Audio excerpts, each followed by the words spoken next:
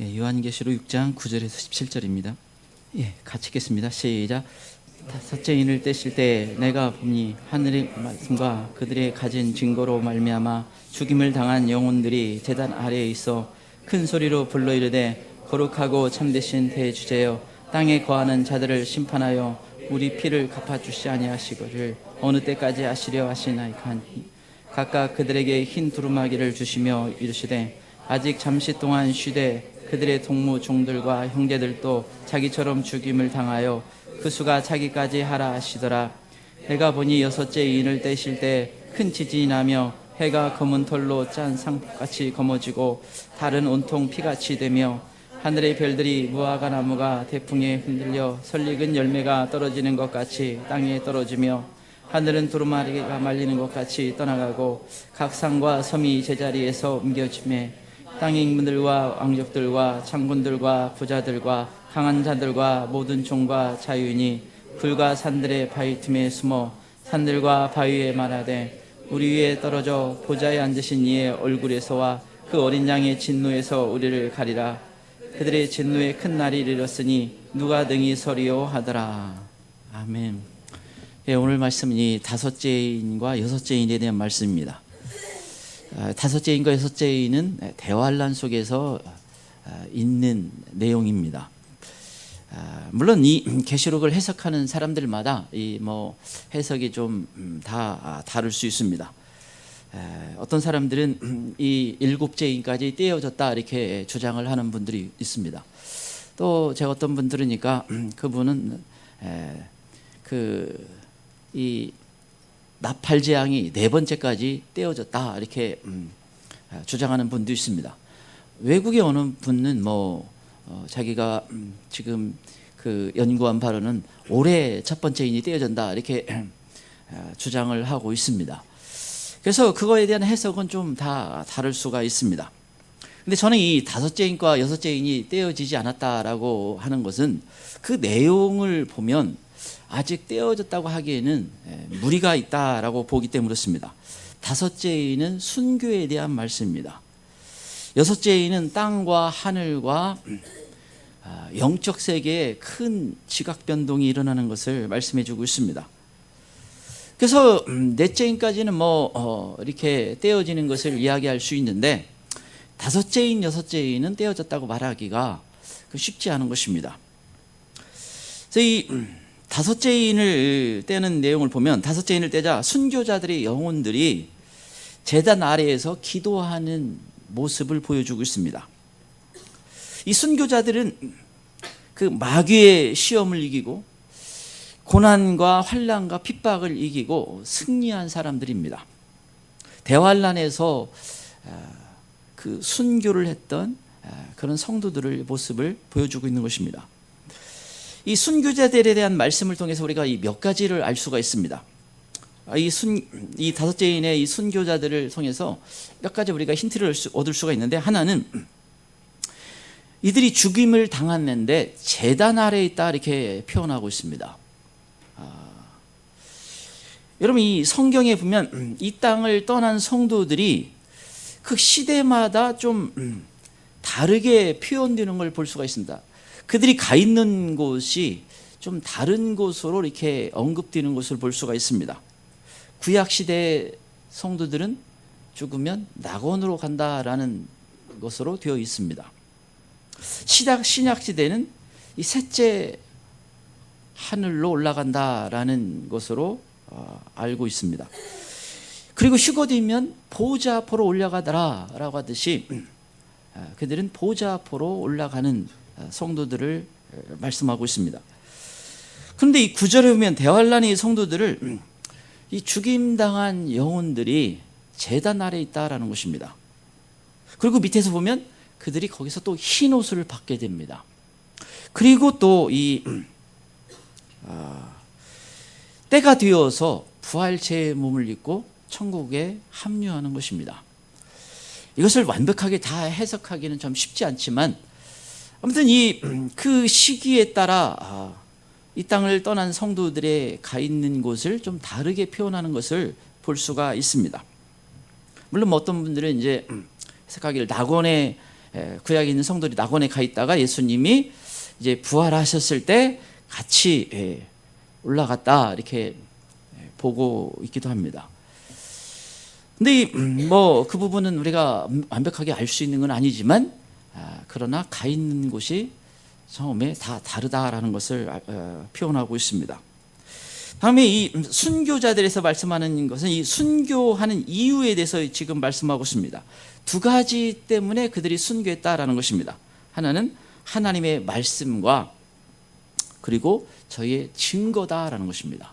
하나님의 말씀을 증거하고 하나님 말씀대로 사는 것 때문에 순교했다라는 것입니다. 그래서 여러분 이들이 세상과 타협하지 않고 하나님 말씀을 증거하고 하나님 말씀대로 살려고 하다가 이 순교를 당한 것으로 말씀하고 있습니다. 그러니까 순교자라고 이렇게 말할 수 있으려면 그가 하나님 말씀을 증거하고 그리고 말씀대로 살려고 하는 것이 있을 때 이게 순교자라고 하는 것을 알 수가 있습니다. 그래서 여러분 우리가 많은 시대에 많은 하나님의 사람들이 말씀을 증거하기도 하고 또 이 말씀대로 살려고 하다가 많은 사람들이 순교를 했습니다. 그래서 우리 신앙생활은 세상 사람과 다른 또 고난이 있습니다. 그래서 마태복음 7장 13절 14절에 예수님께서는 좁은 문으로 들어가라. 이게 정말 하나님의 사람으로 예수님을 따르는 자로 살려면 좁은 문으로 들어가라라는 것입니다. 많은 사람들은 넓은 문으로 간다라는 것입니다. 이게 안 믿는 사람을 말하는 게 아닙니다. 그러나 제대로 믿으려면 좁은 문으로 들어가야 된다라는 것입니다. 그래서 우리 신앙은 어떤 면에서는 이 환난과 핍박과 어려움을 피할 수가 없는 특성을 갖고 있습니다. 그래서 여러분이 진짜 잘 믿어보세요. 그러면 주변 사람 중에 변하는 사람이 있어요. 아니 뭔가 핍박이 옵니다. 뭔가 불편해진 일이 생겨요. 그게 남편이든 아내든 뭐 가족이든 뭐 좁은 문으로 가야 되는 일이 발생합니다. 그때 타협하느냐 그렇지 않냐에 따라서 그 사람이 더 높은 곳으로 가냐 그렇지 않냐가 결정되는 일이 발생합니다. 예수님은 네가 정말 나를 제대로 따르려면 적극적으로 좁은 문으로 가야 된다라는 것입니다. 넓은 문은 가기 편해요. 다수가 그렇게 갑니다. 그렇게 어려울 게 없습니다. 그런데 좁은 문으로 가려고 하면 어려움이 있습니다. 적극적으로 주님을 따르는 것, 신앙을 우선순위에 두는 것은 그렇게 쉬운 게 아닙니다. 왜냐하면 좁은 문으로 가야 되기 때문에 그렇습니다. 근데 이 시대에는 어떤 면에서는 뭐 이 서구권이나 뭐 이런 곳은 뭐 이런 박해가 별로 없는 것처럼 보이기도 하지만 꼭 그렇지도 않습니다. 분명한 것은 과거보다 박해가 없어지는 게 아니라 박해가 많아지고 있습니다. 전 세계에는 생각보다 많은 사람들이 순교하고 있습니다. 어떤 분은 뭐 그 100여 년 동안 대략 한 1000만 명 정도가 순교한 것으로 이렇게 보고를 하고 있습니다. 그런데 이 대환란 때 들어가는 이 순교는 비교할 수 없어요. 어쩌면 역사상 모든 순교자보다 훨씬 많을 겁니다. 뭐 그게 몇 천만이든 몇 억이든 훨씬 많은 사람이 순교하는 그런 일이 있을 것입니다. 근데 이 다섯 번째 인의 이 떼어지고 있는 그 이 어려움을 다른 뭐 누가복음 21장, 마태복음 24장에서도 같은 비슷한 내용을 말씀해 주고 있습니다. 그런데 누가복음 21장 16절에서는 이 순교와 관련해서 말씀하면서 가족들도 죽는데 넘겨준다는 겁니다. 만약에 대환란 속에 있게 되면 안 믿는 가족이 있으면 그 가족은 나를 기꺼이 죽는데 고발하고 넘겨준다라는 것입니다. 얼마나 심각한 그런 세상이 되는지를 알 수가 있습니다. 그래서 여러분 이 무엇인가 기독교가 주 타켓이 되는 것입니다. 마치 로마 황제가 네로가 이 불을 도시에 질러놓고 그게 기독교인들이 했다라고 뒤집어 써서 수많은 사람들이 순교를 했습니다. 그렇듯이 뭔가 이 기독교인이 주 타켓이 되어서 뭐 예배 못 드리게 하는 것뿐만 아니라 심각한 핍박이 환란이 오는 것을 알 수가 있습니다. 근데 무수히 죽어나간다라는 것을 알게 됩니다. 더군다나 거기에 이 적그리스도 시대에는 짐승의 표까지 있습니다. 짐승의 표를 받지 않으면 그들이 다 이 우상에 경배하지 않으면 다 죽이더라라는 것입니다. 이게 순교의 대상이 됩니다. 근데 이 마지막 때 대환란 때는 무시무시한 엄청난 순교의 피가 흐른다라는 것을 알 수가 있습니다. 마태복음 24장 13절에 이런 말씀을 하시면서 그러나 끝까지 견디는 자는 구원을 얻으리라. 그때는 절대 이 타협하면 안 되는 것입니다.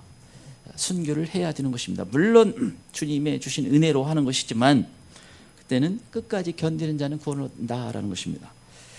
그리고 이 순교자를 통해서 말씀하는 기도를 말씀하고 있습니다. 이 10절에 보면 이 순교자들이 기도를 하는데 어떤 내용을 기도합니까? 하나님 빨리 심판해 주세요라고 그들이 주님께 간청하고 있습니다.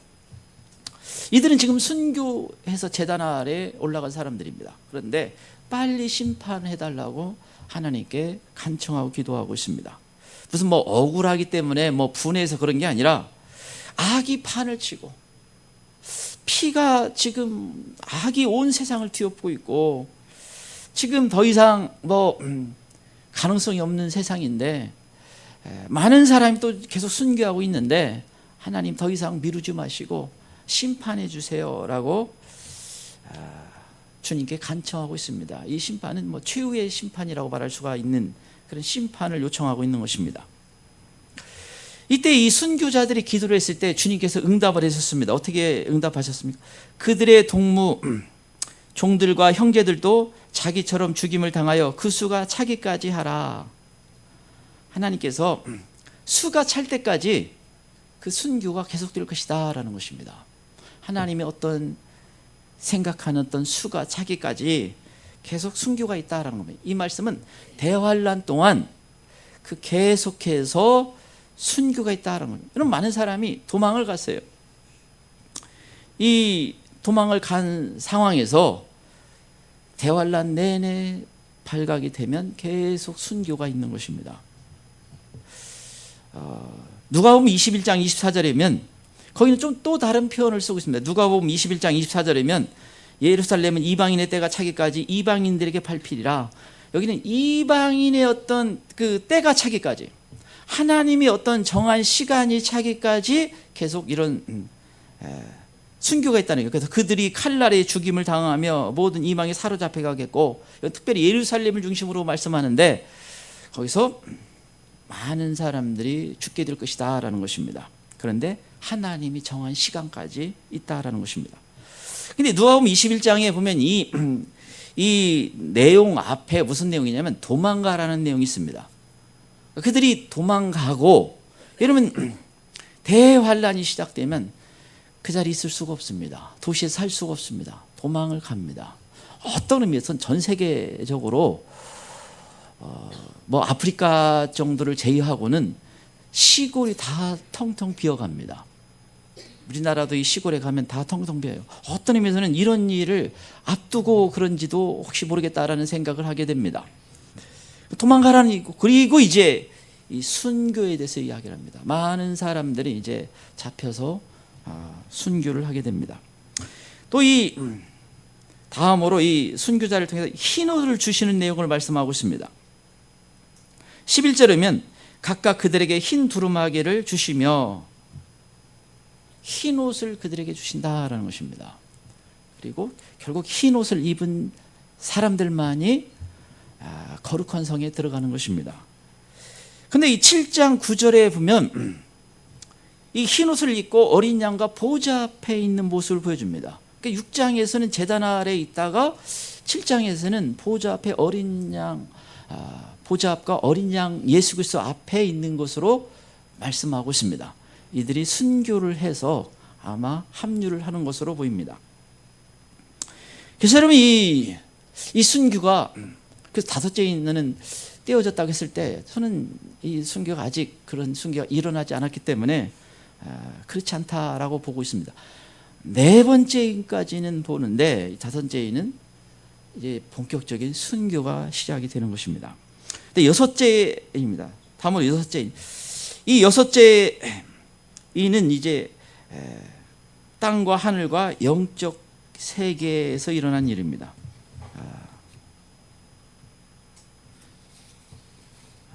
여섯째 인은 이 땅과 하늘과 영적 세계에서 일어나는 일입니다. 12절 17절 보겠습니다. 12절에서 17절입니다. 12절 17절 같이 읽겠습니다. 시작. 내가 보니 여섯째 인을 떼실 때 큰 지진이 나며 해가 검은 털로 짠 상복같이 검어지고 달은 온통 피와 같이 되며 하늘의 별들이 무화과 나무가 대풍에 흔들려 서기는 열매가 떨어지는 것 같이 땅에 떨어지며 하늘은 두루마리가 말리는 것 같이 떠나가고 각 산과 섬이 제자리에서 옮겨지매 땅의 임금들과 왕족들과 장군들과 부자들과 강한 자들과 모든 자유인이 글과 산들의 바위 틈에 숨어 산들과 바위에 말하되 우리에 떨어져 보좌에 앉으신 이의 얼굴에서와 그 어린 양의 진노에서 우리를 가리라. 그들의 진노의 큰 날이 이르렀으니 누가 등이 소리요 하더라. 이 여섯째 인을 때자 아주 큰 일들이 사건들이 벌어집니다. 이건 거의 모든 징조의 종말의 징조의 종합판이라고 할 만한 일들이 벌어집니다. 그래서 땅과 하늘과 영적 세계에서 벌어지는 것을 말씀해 주고 있습니다. 그 땅과 하늘과 영적 세계에 엄청난 일들이 일어난다라는 것입니다. 이 누가복음 21장과 마태복음 24장, 이 요한계시록 6장이 거의 비슷한 내용으로 이루어져 있습니다. 그런데 누가복음 21장 26절이면 이 부분을 읽어보면 사람들이 세상에 임할 일을 생각하고 무서워서 기절하리니 얼마나 큰 일들이 벌어지는지 사람들이 기절한다라는 것입니다. 마태복음 24장 21절에는 큰 환난이 있겠습니다. 창세로부터 지금까지 이런 환난이 없었고 후에도 없으리라. 창세일이 이런 환난이 없을 만큼 사람들은 엄청난 그 큰 환난을 겪게 된다라는 것입니다. 이게 땅이고 하늘이고 이거 그냥 영화의 한 장면으로 이걸 표현할 수 없을 만큼 무시무시한 일이 벌어지는 것입니다. 근데 크게 지금 세 가지를 언급하고 있습니다. 하나는 큰 지진이고 땅에서는 큰 지진을 지금 언급하고 있습니다. 하늘에서는 해달별이 큰 징조가 일어나고 그리고 또 영적 세계에서 일어난 일입니다. 그래서 이 12절에는 어떤 큰 지진, 땅에서 일어난 일을 말씀하고 12절, 13절에는 이 하늘과 해달별에서 일어나는 일을 말씀하고 있고 그리고 14절에서는 사탄과 그의 군대가 쫓겨나서 이제 하늘에 더 이상 올라갈 수 없는 것을 말씀하고 있습니다. 근데 첫 번째 이 큰 지진입니다. 12절을 한번 다시 읽겠습니다. 12절입니다. 시작. 내가 보니 여섯째 인을 떼실 때 큰 지진이 나며 해가 검은 털로 짠 상복같이 검어지고 달은 온통 피같이 되며 이 지진은 큰 지진이 나며 계시록의 지진을 5번 언급하고 있습니다. 그래서 이 지진이 마지막 때 또 이 환란 때 아주 중요한 특징이라는 걸 알 수가 있습니다. 그래서 여러분 이 마지막 세상 끝을 가면 갈수록 그 어떤 것보다도 무엇이 엄청난 이 자연재해로 다가옵니까? 지진이라는 거예요. 큰 지진. 근래 일본에서도 처음으로 대지진주의보를 발령했다고 이렇게 해서 떠들썩 한 일주일 동안 그랬습니다. 그런데 지금 이 일본의 어떤 지진이 학자들은 분명히 일어난다. 다만 시간이 얼마나 있느냐 그건 모르지만 보통 거의 일어나는 그 지진 시간 그 주기가 다 됐다. 그래서 이번에 일어나면 엄청난 사상자가 발생할 거다 이렇게 이야기하는데 소위 말하는 이게 불이고리라게 해가지고 이렇게 무슨 많은 학자들이 이렇게 주장하는 게 있습니다. 그래서 미국, 멕시코 시작해가지고 쭉 뉴질랜드, 쭉 필리핀, 대만, 쭉 이 불의고리 태평양판의 불의고리를 이야기를 합니다. 그래서 거기에서 많은 다른 곳도 지진이 있지만 훨씬 더 많은 지진이 일어나고 있고 많은 사람은 대지진이 올 것으로 이렇게 이야기를 주장을 하고 있습니다. 근데 성경은 사실은 그 지진을 예고하고 있습니다. 어떤 지진은 이 예루살렘에 일어난 지진은 구체적으로 사람이 죽는 숫자까지 말씀하고 있습니다. 그래서 계시록 11장 13절에면 그 도시 10분의 1이 무너지고 예루살렘의 10분의 1이 도시가 무너지고 7천 명이 죽는다 이렇게 말씀하고 있습니다. 그리고 이 역사상 또 가장 큰 지진을 이야기하고 있습니다. 이 일곱 번째 대접은 계시록 16장 18절 20절 계시록 16장 18절 20절인데 역사상 가장 큰 지진입니다. 모든 도시가 다 무너지고 모든 산이 다 내려가고 모든 섬들이 다 바다에 잠기는, 이건 지구의 지도를 완전히 바꾸는 일이 발생합니다. 여러분, 그래서 이 대환란이 끝나게 되면 지금 지구의 지도가 완전히 바뀌는 겁니다. 그래서 예루살렘이 수도가 되고 이 전 세계 그 당시 살아남은 소수의 사람들이 다시 천년 왕국 동안에 이 천년의 동안 사는 수명이 이제 길어지는데, 그런데 지금 지도하고 완전히 다른 것입니다.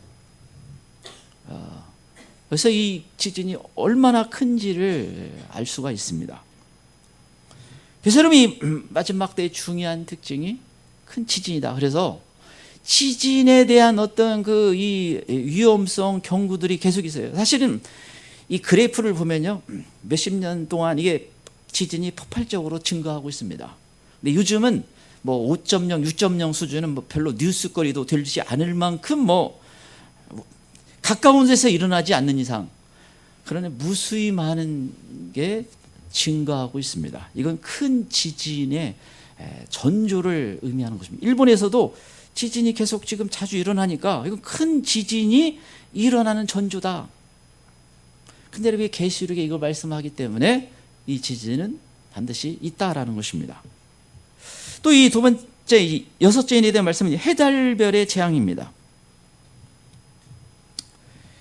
이 여섯째 인에 대한 말씀이 해달별의 재앙입니다. 12절 13절 보겠습니다. 해달별의 재앙입니다. 다음으로 여섯째 인에 대한 것은 해달별의 재앙입니다. 12절 13절 같이 읽겠습니다. 시작. 내가 보니 여섯째 인을 떼실 때 큰 지진이 나며 해가 검은 털로 잔 상복같이 검어지며 달은 온통 피같이 되며 하늘의 별들은 무화과 나무 대풍에 흔들려 서기는 열매가 떨어지는 것 같이 땅에 떨어지며. 이 해달별에 대한 징조는 성경에서 아주 많은 곳에서, 여러 곳에서 말씀하고 있습니다. 이게 대환란의 아주 중요한 특징이다라는 것을 알 수가 있습니다. 뭐 누가복음 21장 25절 27절에서도 1월 성신, 이건 해달별을 말합니다. 그래서 이게 이 징조가 있다라고 말씀하고 있습니다. 마태복음 24장 29절에서도 해가 어두워지고 달이 빛을 내지 않고 하늘에서 권등이 흔들리리라, 하늘이 흔들리는 걸 말씀하고 있습니다. 사도행전 2장 20절에서도 해가 변하여 어두워지고 달이 변하여 피가 되리라. 이 해달별의 징조인데 이 해는 특별히 어두움을 강조하고 있습니다. 해가 검어진다. 이 검은 털로 상복같이 검어진다는 표현은요, 완전히 새카만 걸 말합니다. 하나도 빛이 없는 걸 말합니다. 그래서 이게 두 가지로 일단은 해석할 수 있는, 전 두 가지 다 해당된다고 하면, 하나는 이 개기일식입니다. 한낮에 그 달이 태양을 가려서 깜깜해지는, 뭐 비록 일부의 세계 일부의 지역이지만 그러나 아주 굉장히 놀라운 것입니다. 고대에는 이게 굉장히 그 사람들에게 충격을 주었고, 뭐 심지어 전쟁 중에도 이것이 있으면 그만뒀다라고 할 만큼 뭐 충격적인 것입니다. 그런데 이 개기일식이 관련돼서 많은 어떤 그 이 징조들을, 사인들을 볼 수가 있습니다. 근데 여기서는 또 하나, 이게 해가 완전히 검어지는 겁니다. 이건 칠흑같이 어두운 어떤 세상이 있다라는 것입니다. 이게 구약에도 그렇고 여러 번 나옵니다. 그래서 이 뭐 요엘서 보면 빛이 없는 어두운 캄캄한 날이다. 아모스 8장 9절 13절에서도 그날에 내가 해를 대낮같이 지게 하여 백주의 땅을 캄캄하게, 백주의 대낮에 아주 캄캄하게 될 것이다 라는, 스바냐 1장 15절에서도 캄캄하고 어두운 날을 얘기하고 많은 곳에서 이 말씀을 하고 있습니다. 근데 이 여러 사람이 3일간의 흑암 예언을 했는데, 성경적으로는 출애굽기 보면 이스라엘 백성들이 이제 그 바로의 압제에서 이제 애굽에서 세상에서 떠나기 직전에 이 3일간의 흑암이 있었습니다. 그래서 혹시나 우리가 이 땅에 떠나기 직전에 이 3일간의 흑암이 있을 수도 있습니다. 모두 올 스톱이 됩니다. 그래서 영화 같은 데서 보면 이제 사라져서 비행기가 떨어지고 이렇게 할 수도 있지만, 혹시 모두 움직이지 않아서 그거와 좀 다르게 될 수도 있을 수 있습니다. 근데 이 흑암 재앙은 가능성이 많습니다. 이게 어떤 시간에 어떻게 진행될지는 모르겠지만, 이 흑암 재앙을 성경에서 많이 강조하고 있기 때문에 이 재앙이 있다라는 것입니다. 그래서 이 캄캄하고 어두운 날, 왜 이 하나님은 캄캄하고 어두운 그럼 이런 흑암 재앙을 허락하실까? 여러분, 계시록에서 일관되게 항상 말씀하시는 게 뭐예요? 하나님이 회개하기를 원한다는 겁니다. 그 시간은 마지막 지옥에 떨어지지 않을 수 있는 회개의 시간을 주고 있는 겁니다. 돌이키라는 거예요. 더 지옥에 떨어질 수 있는 하나님이 자비를 베푸는, 징조를 통해서, 정말 상상할 수 없는 징조를 통해서 왜 이제 회개하고 돌이켜서 지옥에 가지 마라라는 것입니다. 또 이러면 또 어떤 분은 이제 이걸 3일간의 흑암을 해석하기를 예수님이 3일간 이 무덤 속에 계시다가 부활하셨는데, 또 이 우리가 변형될 때 이 시간을 주시는 것이다. 예수님이 부활하실 때는 부활체의 몸을 입게 됩니다. 마치 우리가 이 땅에서 무덤에 있는 것과 같은 우리가 이제 휴거가 되고 또 부활하게 되면 부활체의 몸을 입는데, 마치 예수님이 무덤에 3일간 있었던 것과 같은 것이다, 이렇게 또 해석을 하면 상당히 타당성이 있습니다. 자, 다음으로 이 달입니다. 달이 핏빛같이 된다. 달은 온통 피같이 되며, 이건 보통 우리가 이 계기월식을 이렇게 익숙합니다. 이 계기월식 사실 그렇게 주의 있게 보지 않았다가 2014년 15년 그때 그 마크 빌치라는 분이 이제 제가 기억상으로는 농 속에 들어가 가지고 막 기도를 하다가 주님께 이걸 받아서 이제 이걸 발견했다, 이렇게 이야기를 합니다. 아주 제가 그 이후로 강의를 쭉 들으면 아주 굉장히 탁월한 성경 학자라 이렇게 말할 수가 있습니다. 근데 이 테트라드 2014년 15년 절기에 맞춰서, 그래서 이 정확히 절기에 맞춰서 이 블러드문, 달이 핏빛같이 변하는 일이 발생을 했습니다. 근데 여러분, 이 절기에 정확히 날짜에 맞춰서 일어나는 것이 과거를 또 조사해 보니까 1948년 이스라엘이 독립할 때도 있었고, 1967년 예루살렘을 회복할 때도 있었고, 2000년 동안 몇 번 없었는데, 아주 그걸 주장하는데 상당히 맞습니다. 왜냐하면 이게 징조로 예수님이 주신다고 이렇게 징조가 있다라고 말씀하셨고, 그게 상당히 이스라엘과 관련해서 중요한 의미가 있었기 때문에 이게 하나님의 주는 사인이다라는 것을 충분히 알 수가 있는 것입니다. 그리고 이제 이 근래에 있었고, 그리고 이 계기일식은 상당히 이 올해만 하더라도 4월 8일에 미국에, 저는 아무리 제가 여러 번 다시 점검을 하면서 하나님이 이 정도로 분명하게 사인을 줄 수 있을까? 이게 X자로 되어 있고, 그것이 또 이 히브리어로 또 의미가 있고, 여러 면 또 그 지나간 지역도 그렇고, 이 정도 그 이상 어떤 이 사인을 줄 수 있을까 할 만큼 대단한 사인이 있었습니다. 많은 사람들이야 그냥 넘어가겠지만, 이 말씀을 지금 이 사인을 주신다는 말씀을 믿기 때문에 그건 굉장한 사인입니다. 그래서 이런 사인을 통해서 깨어나도록 하는 것이고 마지막 기회를 주시고 있다라고 볼 수가 있는 것입니다. 또 별에 대한 것입니다. 하늘의 별들이 부화가 나무가 태풍에 흔들려 설익은 열매가 떨어지는 것 같이 땅에 떨어지며, 하늘의 뭐 소행성이나 뭐 해성이나 이런 것이 떨어지는 것으로 우리가 해석할 수가 있습니다. 왜냐하면 그 일들이 과거에도 있었고, 뭐 작게나마 러시아에서도 근래에도 있었습니다.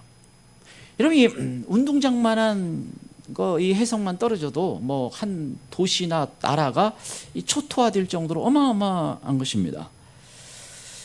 그래서 이 1994년 목성에 그 소행성이 부딪히는 것을 통해서 이게 너무나 유명하게 되었습니다. 그 전까지는 그냥 마치 전설처럼 내려온 얘기였는데, 그게 아니고 생생하게 사진이 찍혀지는 장면을 통해서 그게 얼마나 무시무시한 일인지를 보여주었습니다. 그런데 성경에 이 말씀이 있는 것은 이게 다시 일어난다라는 것입니다. 그리고 이제 이 여섯째에 대한 세 번째 이 말씀은 사탄의 군대가 하늘에서 떨어진 것입니다. 여섯째에 대한 말씀은 사탄의 군대가 하늘에서 떨어진 것입니다.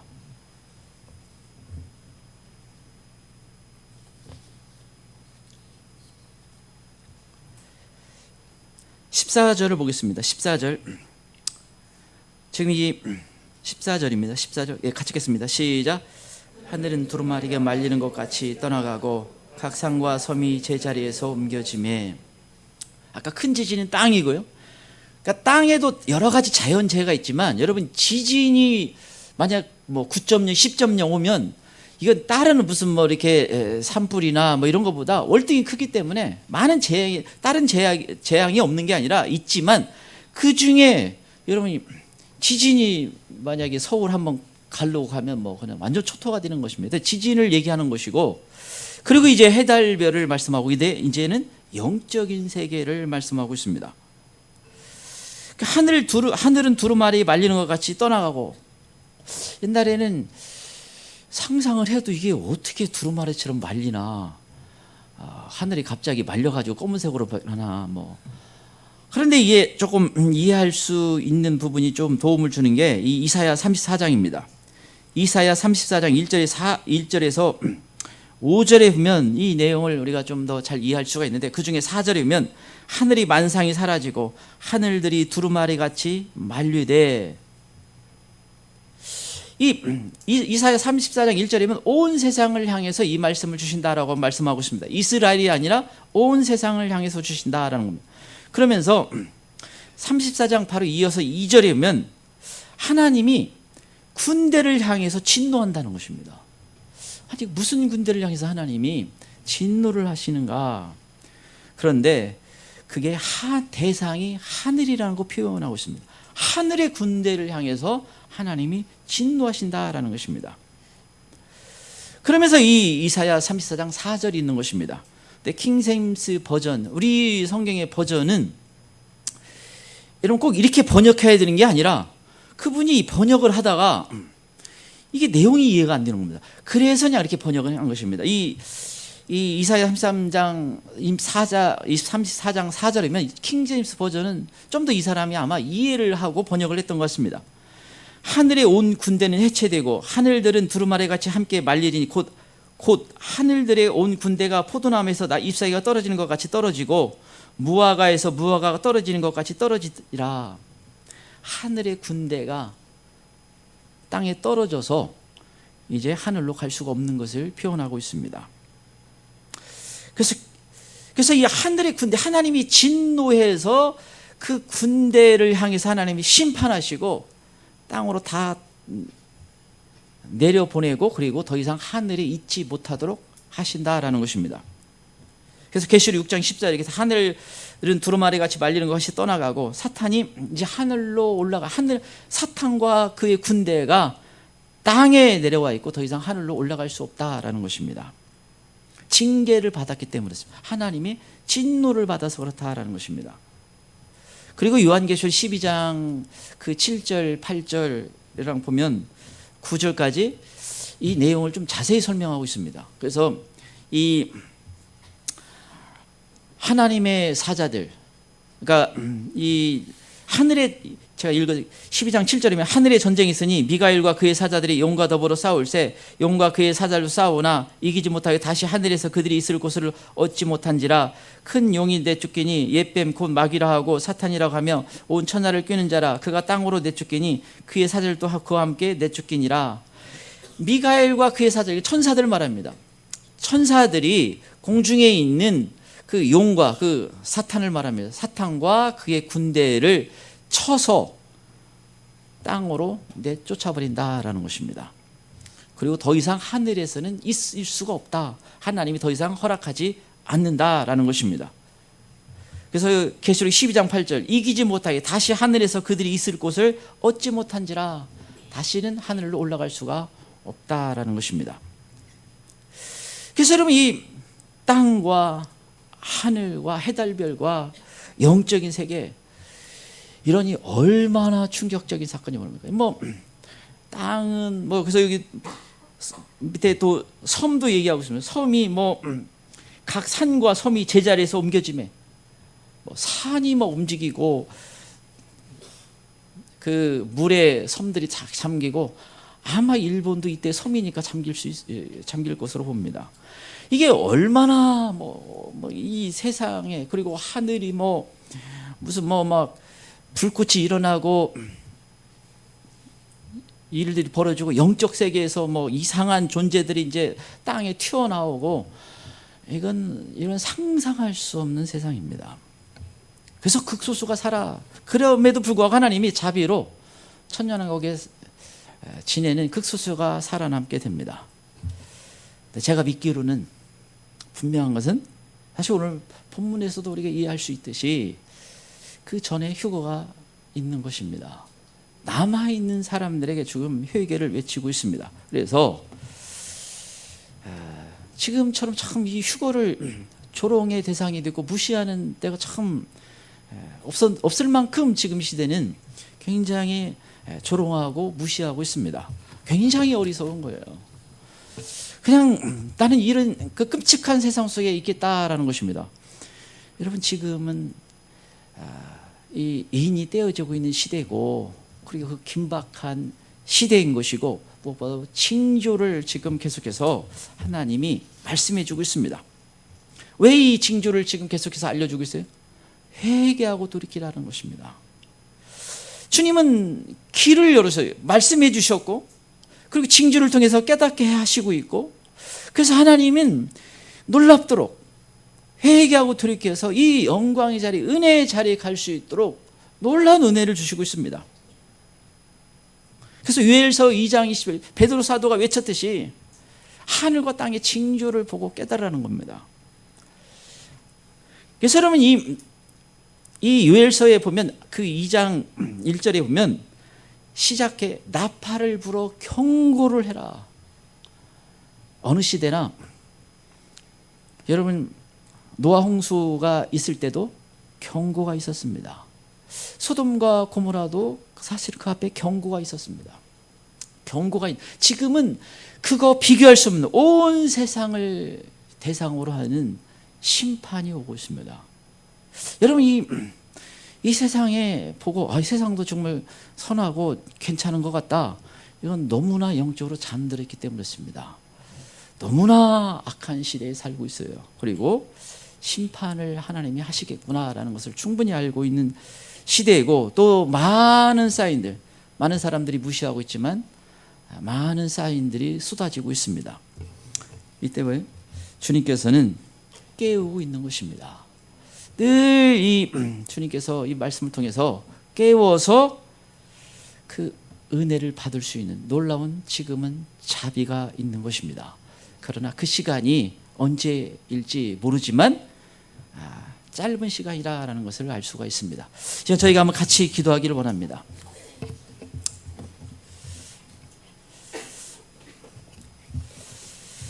주님, 우리가 다 영적으로 깨어있게 도와주시고, 이기는 자가 되게 도와주시고 지금 징조를 통해서 깨닫게 도와주시고 주님 우리가 더 주님을 기쁘시게 하고 회개게 하고 주의 예수님의 피로 씻음받게 도와주셨다서 예수님 세 번 부르고 같이 기도하겠습니다.